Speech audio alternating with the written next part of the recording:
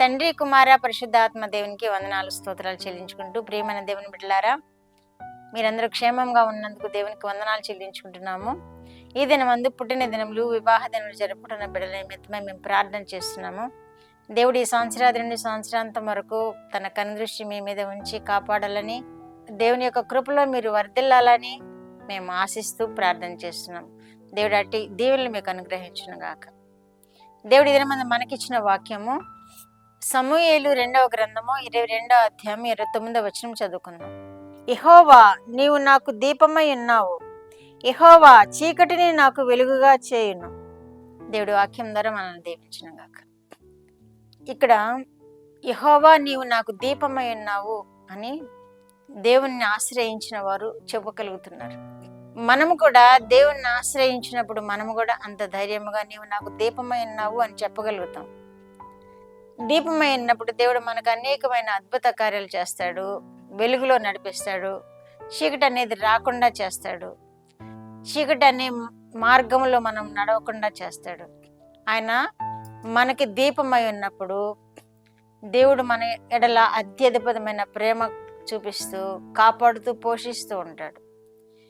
నీవు నాకు దీపమై ఉన్నావు అని ఇక్కడ వాక్యం తెలియచేయబడుతున్న విధముగా మనము కూడా నీవు నాకు దీపమై ఉన్న దేవా మీకు స్తోత్రములు అని మనము కూడా ఒప్పుకొని ఆయన సన్నిధిలో వేడుకుంటూ ఆయనను మనం దీపముగా చేసుకున్నప్పుడు మనకు కూడా ఆయన జీవితాంతం వెలుగుగా ఉంటాడు.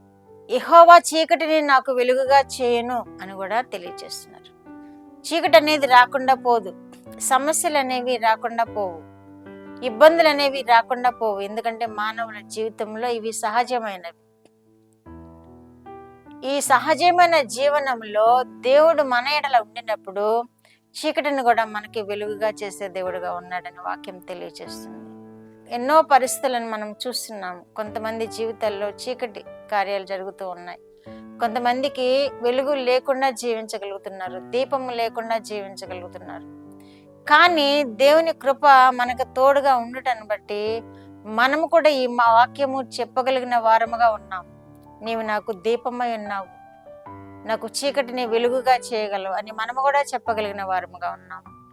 ఎందుకని అంటే ఆయనను మనము సేవిస్తున్న వారము, ఆయనను ఆరాధిస్తున్న వారము, ఆయన కొరకు ప్రార్థనలు చేస్తూ మన జీవితాలను గడుపుతున్న వారం కనుక చీకటి అనేది లేకుండా చేస్తావు, నీకు స్తోత్రం ప్రభువా అని మనము కూడా చెప్పగలుగుతున్నాము.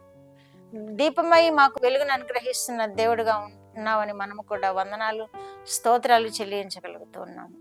ఈ సంవత్సరాది నుండి ఇప్పటి వరకు దేవుడు ఎంతగానో మనకి చీకటిని వెలుగుగా చేశాడు, మనలకి దీపమై ఉన్నాడు, మన మార్గములన్నిటినీ ఆయన వెలుగులో నడిపించాడు. ఏ సమస్య వచ్చినప్పటికీ వాటిని ఆయనే సాల్వ్ చేసుకుంటూ, ఏ బలహీనత ఆవరించినప్పటికీ ఆయనే మనల్ని స్వస్థపరుస్తూ కాపాడుతూ ఇంతవరకు పోషించారు దేవుడు. అందుకనే మనకి వెలుగుగా ఉన్నారు, దీపముగా ఉన్నారు.